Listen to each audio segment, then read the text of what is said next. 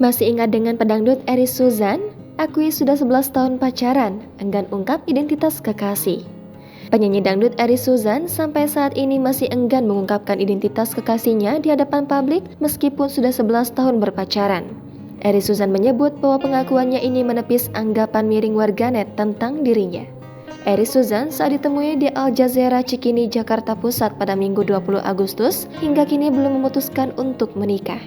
Namun, pedangdut yang kini berusia 44 tahun ini mengaku cukup senang dengan hubungan tersebut.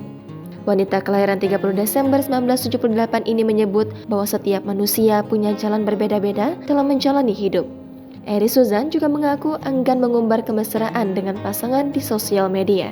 Menurut wanita yang lahir di Lamongan, Jawa Timur ini, tak ada untungnya ia dan sang kekasih melakukan hal itu. Ia berkaca dari hubungan publik figur yang sudah posting di media sosial namun ujungnya malah berpisah. Eri Suzan menyebut dirinya lebih suka menyimpan kemesraan dengan pasangannya sendiri sebab baginya itu adalah privasi. Eri juga memutuskan untuk tidak mengumbarnya karena memikirkan kenyamanan pasangan.